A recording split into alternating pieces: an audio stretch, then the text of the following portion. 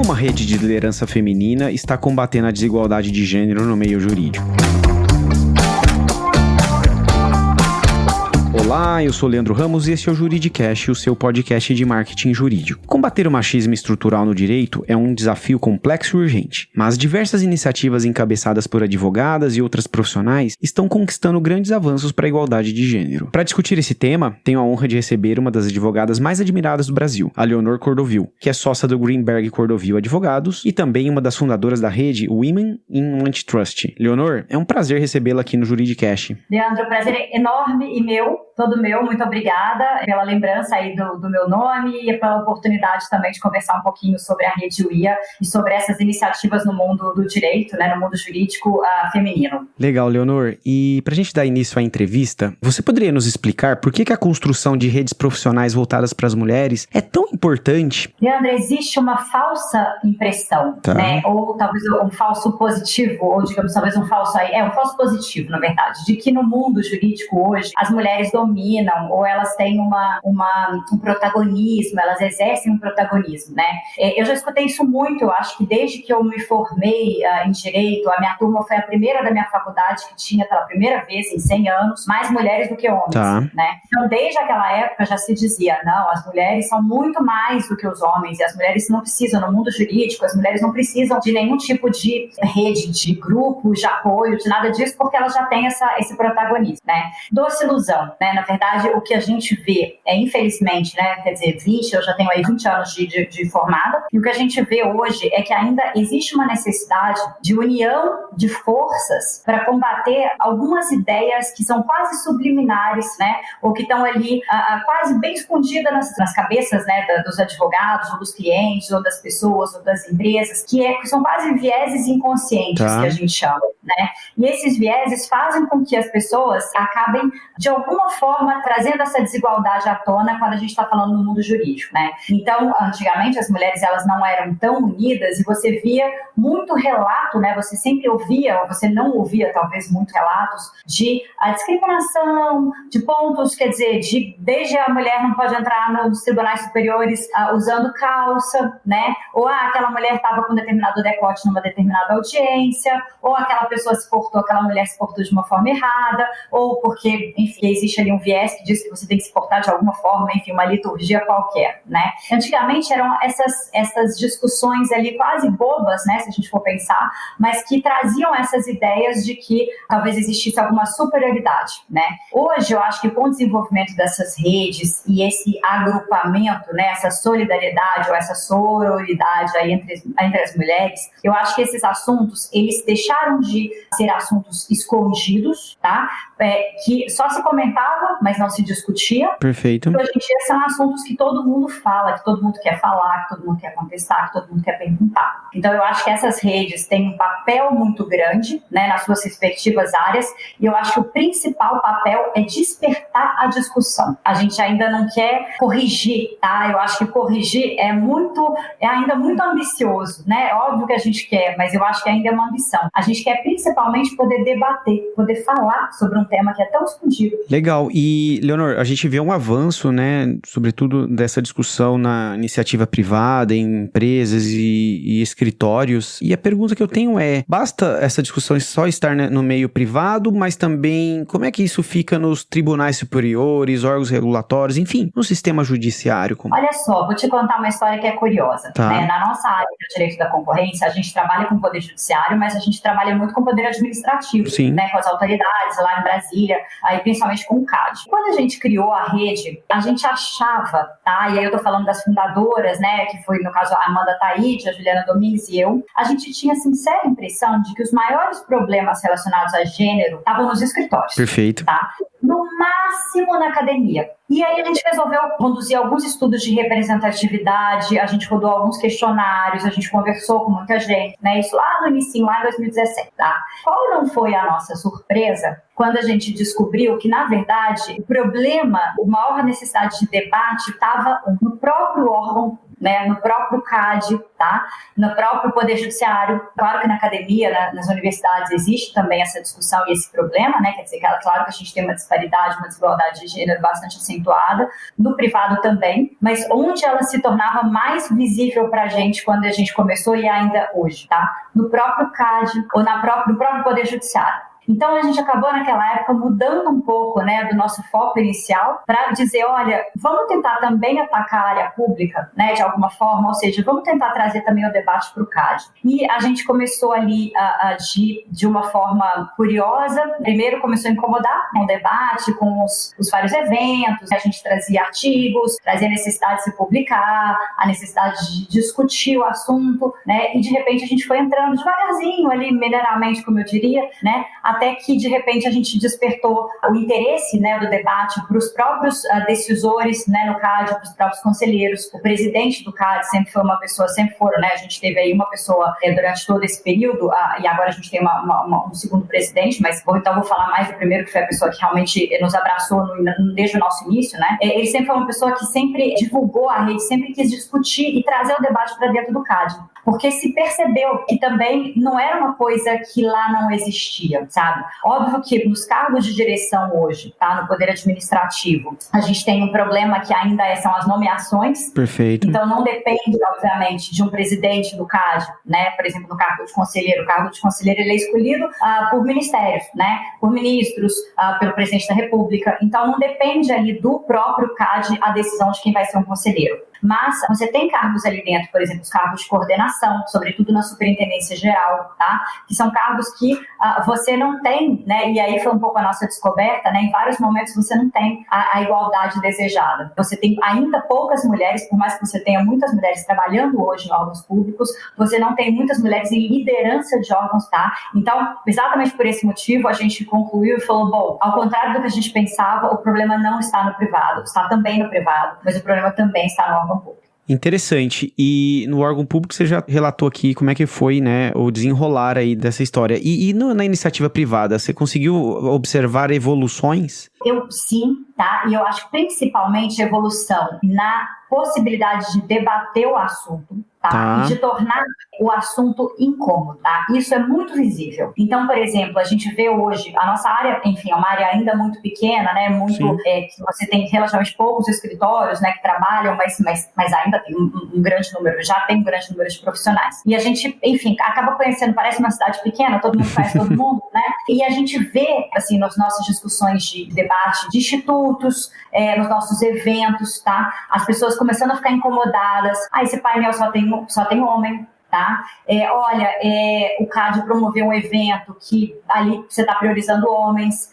Nesse artigo escrito pelo fulano não tem nenhuma autora mulher, mas assim, não conseguiu achar nenhuma autora mulher. Você começa a ver a discussão incomodando. E no privado, sobretudo, o que a gente tem visto, né? Eu acho que existe, obviamente, uma pressão, e eu acho que o IA conseguiu isso, das mulheres se sentirem, eu acho que amparadas, e não se sentirem sozinhas na discussão. Então, eu acho que isso é uma coisa importante. Então, os escritórios começaram a participar dos nossos eventos. Então, quer dizer, o fato de uma advogada levar para o seu escritório, um escritório que tem 600 pessoas, levar e falar, olha, eu sou aqui a gerente da Rede UIA, eu sou diretora da UIA, a gente está promovendo esse evento aqui, a gente está promovendo aquilo, quer dizer, é a possibilidade de você levar para a alta direção do escritório, olha, existe sim um grupo de mulheres que está promovendo isso, e na verdade a gente descobriu que no Antitruste você não tem muita representatividade. Então, eu acho que a gente conseguiu incomodar muito nesses últimos 3, 4 anos aí de vigência, né?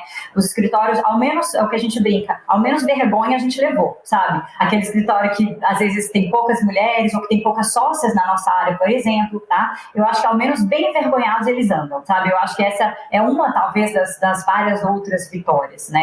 Mas a gente pode falar de muita coisa, né? A gente fez muito projeto, muita coisa diferente, mas o próprio fato de você ter, por exemplo, as mulheres em publicações, a gente promoveu, já estamos no nosso 3º livro publicado, né? Só com autoras de Antitruste, a gente conheceu mulheres mais novas nos escritórios que a gente jamais conheceria em outra oportunidade, sabe? Então eu acho que a gente dá visão para quem talvez só seria conhecida no mundo do direito e pelos pares quando já fosse mais velha, quando estivesse lá pelos seus 40 anos. Então eu acho que isso, além de empoderar, você traz à superfície muitas jovens que daqui a 10 anos vão estar bombando e em posições de destaque. Então é um trabalho a longo prazo, mas é um trabalho que já tem incomodado bastante, já tem trazido sim vários efeitos aí, vários pontos positivos que a gente tem visto. Legal, Leonor. E quais foram os desafios que vocês encontraram aí ao longo dessa jornada? O principal desafio, Leandro, é a frase: o antitruste não precisa disso. Uau! Tá? Eu acho que o principal é você escutar pessoas dizendo que o anti, que a nossa área não precisa de uma HIT, tá? A gente escutou isso demais, né? Porque todo mundo falava, de fato, na nossa área, a gente tem várias mulheres que são muito, enfim, não vou citar nomes aqui, mas várias mulheres em situação de poder nos seus escritórios, que têm nomes, né, muito conhecidos na área, que são mulheres muito poderosas, né? Vamos falar a palavra mais aqui clara, tá?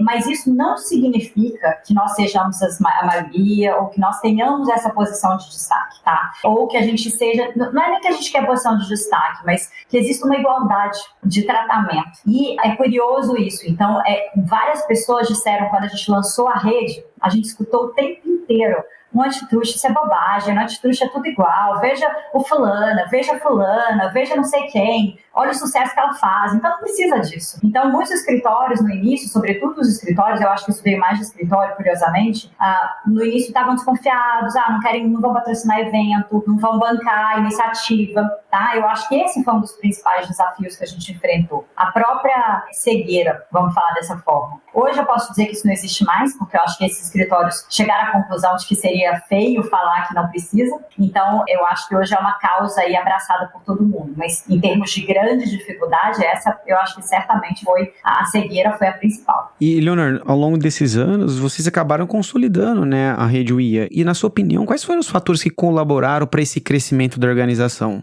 Fatores. Eu acho que é um enorme engajamento. Tá. Né? Então, assim, curiosamente, existem outros grupos também que são maravilhosos. Por exemplo, o Women Inside Trade, também, que é o WIT. Existe também o Women in Techs, que é o WIT também, que é a sigla. E a gente vê que são grupos muito fortes, que têm características muito próximas à nossa. E eu acho que uma das nossas fortalezas, que eu vejo também nesses grupos, é o número de mulheres engajadas. Tá? E até brincando aqui, né? A gente fundou o IA lá atrás, nós três. Hoje o IA não é da gente, mas a gente brinca que o IA é um filho que tomou pernas e saiu andando, então a gente não se sente dono de nada e tem um grupo que apenas gerencia, né? Que são as diretoras e as gerentes. E eu lembro que no ano retrasado a gente estava com tanta atividade, tanta coisa que a gente estava querendo fazer, que a gente pensou, vamos abrir, e aí foi um pouco a Amanda, falou assim, vamos abrir diretoria e vamos abrir gerência, para as mulheres poderem se sentir donas dos projetos, né? E aí são vários, e vamos tentar fazer isso então acontecer e vamos atrair gente. Tá? E a gente lançou as candidaturas, né? E eu acho que eram 44 vagas. E eu lembro que eu falei assim, mas Amanda, Juliana, onde que a gente vai arrumar 44 pessoas, 44 mulheres, tá? Qual foi a nossa surpresa? Que quando acabou o prazo para as candidaturas, a gente tinha muito mais do que o dobro do que a gente precisava de candidatas. O que significa isso? Significa que as mulheres, e aí eu tô dizendo em vários níveis de vários lugares, né? Desde coordenação do CAD, desde nível alto de escritórios, desde economistas super famosas, todo mundo super engajado, vamos participar, vamos fazer o que vocês precisarem. Então, enfim, te dando um dos exemplos, né? A nossa diretora hoje financeira institucional do IA é uma economista de super sucesso, super renomada. Então, assim, é uma mulher que não deveria ter tempo para nada mais, né? Mas que ao mesmo tempo tá ali falando, olha, eu quero fazer alguma coisa, olha só, tá? Contem comigo, né? E eu acho que essa é a maior contribuição, eu acho que a maior sorte, ou talvez, enfim, a alavanca pro sucesso do IA, sem dúvida, é o engajamento dessas pessoas. Interessante. E uma das iniciativas que vocês fazem é a publicação acadêmica Mulheres no Antitrust, né? Por que fomentar a produção acadêmica, né? A produção feminina na academia, ela pode ser interessante nesse contexto? Olha só, eu imagino, Leandro, eu te volto um pouco a pergunta. Quando você vai ler um artigo acadêmico, enfim, alguma coisa, você já parou para pensar se os autores daquele artigo são homens ou mulheres? Provavelmente não, né? É uma coisa que ninguém para pra pensar, tá? Quando a gente vai ler, quer dizer, quantos livros, artigos, etc., a gente não lê, a gente não repara, a gente vê só nomes, tá? E qual foi a nossa surpresa, né, quando a gente vê que boa parte dos artigos citados no Antitruste, para não dizer aí, sei lá, 80% dos artigos em determinadas épocas, né, de determinados temas, são escritos por homem. Olha só. Né, são escritos por homens. Tá? E aí a gente falou, bom, tem alguma coisa errada. Seja porque as mulheres ou não estão tendo tempo, ou não estão tendo destaque, ou não estão tendo motivação para escrever. E se a gente não tiver mulheres, né, é uma área ainda, o Antitruste ainda é uma área muito acadêmica, tá? É uma área de construção, né, no Brasil. Então é uma área que ainda a gente ainda lê muito, a gente ainda tem muito artigo teórico, a gente ainda se apoia em muita coisa em construção, o CAD mesmo faz própria experimentação em muita coisa. Então se você não tiver as mulheres ajudando a construir esse cenário por meio de artigos acadêmicos, por meio de construção de literatura, você não vai ter essas mulheres lançando moda, você não vai ter essas mulheres lançando temas, né? Eu brinco lançando moda aqui no meu mineirês, mas é lançando temas, é sendo destaque, tá? Então, quando a gente pensou, vamos lançar um livro que seja só de mulheres, tá? Ou seja, para a gente abrir o espaço, tá?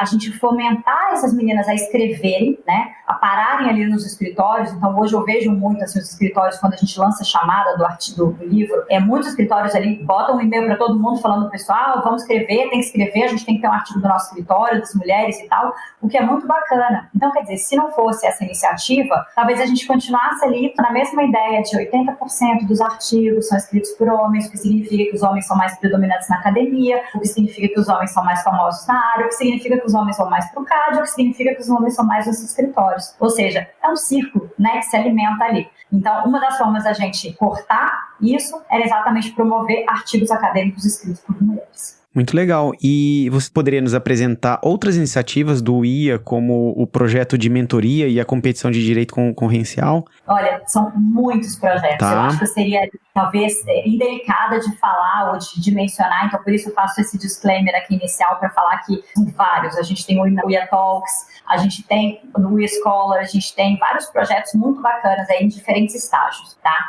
Mas eu acho que, aí mencionando, né, já que você mencionou dois, então eu vou tratar desses dois sem esquecer o resto, tá? Mas o Women Mentoria, né, a mentoria, ela é muito importante, e aí foi também uma surpresa muito legal, porque a gente não achava que a gente fosse conseguir o engajamento das advogadas e das mulheres na área pública que a gente conseguiu. Olha só. Tá? Porque quando você tem uma mentoria, você pressupõe que você vai ter alguém que tem uma experiência, uma bagagem, que vai topar sentar ali mensalmente ou bimensalmente para conversar com uma pessoa que está começando, tá? Essa é a ideia da mentoria. E, para nossa surpresa, várias mulheres, assim, mulheres muito poderosas na nossa área se candidataram e doaram seu tempo e ainda continuam dando essa mentoria, fazendo a mentoria acontecer, né? As nossas diretoras foram bárbaras nesse assunto também, foram maravilhosas, então eu acho que isso é um potencial de mudança, né? E a mentoria, por que ela é tão importante? Porque ela ataca direto na fonte, né? Sim. Então ela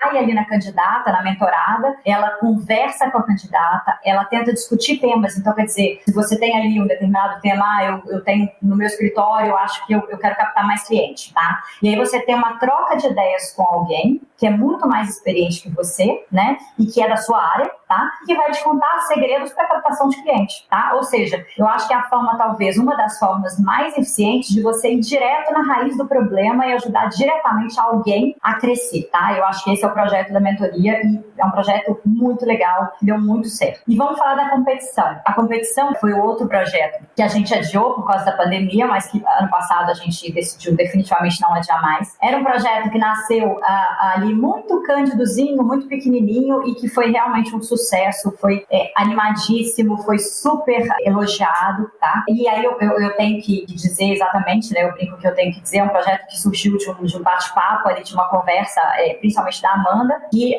falou, bom, tem essas competições de direito internacional, de várias outras áreas no mundo inteiro, no Brasil. Por que a gente não pode fazer uma competição de direito concorrencial no Brasil? Então nasceu assim. E a gente falou, bom, o IA seria o palco para isso, mas ao mesmo tempo a gente pensou, bom, talvez seria assim, se a gente colocasse, por exemplo, no edital, algumas coisas, tá? Algumas regras, né? Que determinassem a preponderância ou que talvez determinassem a igualdade, tá? Ou, por exemplo, se as oradoras, tá? A gente pensou em várias possibilidades, as oradoras fossem mulheres, e a gente começou a construir. E aí, para nossa surpresa, quando o projeto já estava andando, né, a gente teve o apoio do CAD. Olha só. Foi super abraçado pelo CAD, tá? E a gente foi construído ali com muita dedicação no ano passado, e em novembro a gente teve a nossa fase, né? A gente teve uma primeira fase de memoriais e depois uma fase em que a gente teve a competição propriamente, a competição oral, tá? E você vê os estudantes de direito, em direito da concorrência, que é uma área que geralmente nem é ensinada nas faculdades, tá? Eles engajados, eles trabalhando no tema, eles mostrando ali o que eles aprenderam na leitura daquilo. As mulheres, sobretudo os homens, ótimos, excelentes oradores ali, mostrando para um conselheiro de verdade, sabe? Para o presidente do CAD, que foi julgador, né? Que foi conselheiro fictício. Tá? Então, foi uma competição muito legal, que envolveu muitos estudantes, muitas faculdades, e a gente acabou com um sucesso muito legal, que foi a faculdade da Universidade de Pernambuco, da Federal de Pernambuco, que acabou ganhando a competição, né? Então, quer dizer, seria uma faculdade que a gente consideraria ali fora do eixo, né? Que tem os escritórios que trabalham nessa área, que seria fora do eixo Rio-São Paulo, né? E Brasília, né? E de repente a gente vem com pessoas maravilhosas aprendendo antitruste falando, ou seja, é a possibilidade da gente não só ajudar e trazer mulheres, como a gente também ajudar estudantes e trazer esses estudantes para a nossa área. Essa turma acabou de terminar agora essa semana o PINCAD, que é o estágio do CAD, eles ganharam como prêmio a possibilidade de ficar um mês no CAD, tá? E acabou esse mês, ou seja, eu tenho certeza que, se não ali vários, né? Pelo menos talvez de repente umzinho ali que resolver vir para a área da direito da concorrência, a gente já tá feliz. Com certeza. E a rede Women in Antitrust, ela é aberta para a participação de qualquer profissional, Leonor? Como é que funciona, né, essa adesão?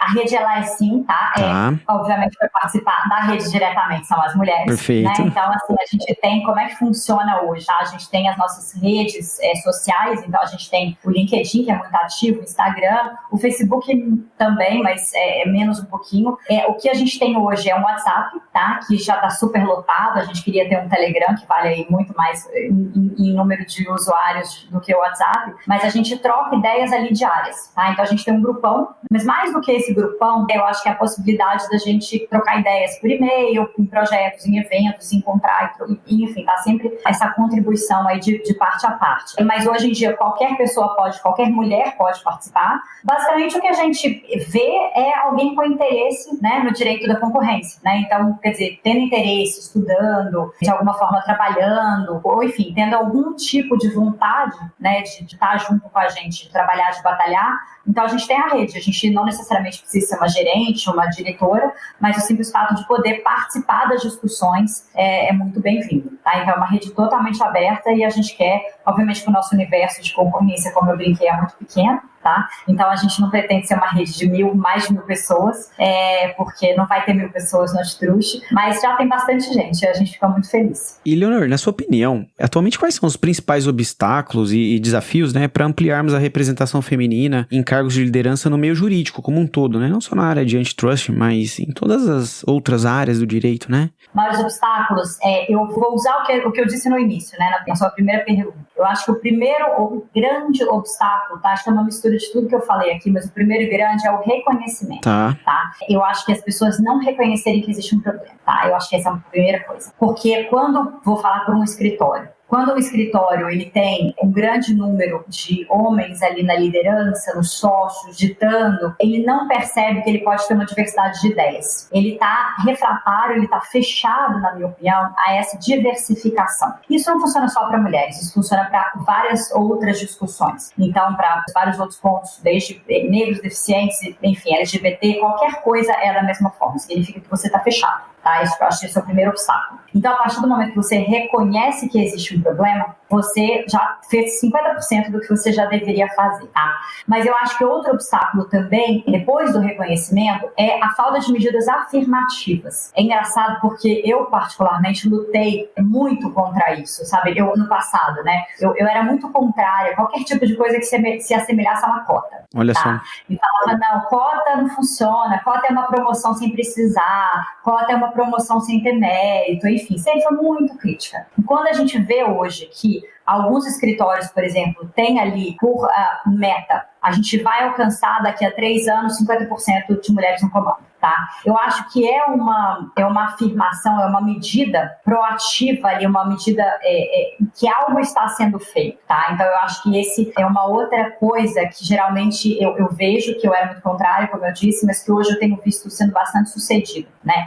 Esse tipo de medida afirmativa, tá? Então eu acho que, aí você me perguntou de obstáculo, né? Eu dei a volta aqui para dizer, mas eu acho que o grande obstáculo, além do reconhecimento, é a falta de ação, tá? É a falta de medida e é falar, não precisa, tá? As mulheres vão subir por conta própria, é uma questão de tempo, porque você vai retroalimentando o negócio. E aí, Leandro, se você me permite, claro, eu acho que você não reconhecer um problema de desigualdade, tá? É você perpetuar algumas coisas na nossa sociedade, né? A gente é latino-americano. Latino-americano é muito preconceituoso. O latino-americano, ele não vê muitas coisas, ele ainda tem, e atrás do preconceito tem o abuso, né? Atrás do preconceito tem o feminicídio, tá? Então eu acho que a gente no Antitruste, óbvio que a gente não tem pretensões universais, mas quando a gente pensou em criar a rede, a gente falou, talvez a gente está contribuindo com um grãozinho de areia para impedir que esses abusos, que esses absurdos daqui a 40 anos existam, né? Então é uma pequena contribuição dentro do nosso pequeno micro-universo para um debate necessário para mudar o mundo. E muda, né, Leonor? Isso que eu acho mais importante. E o nosso papo tá muito bom, mas o episódio tá chegando pro final. E como uma última pergunta, que dica que você daria para as advogadas que desejam criar iniciativas como a que vocês criaram em outras áreas do direito? Olha,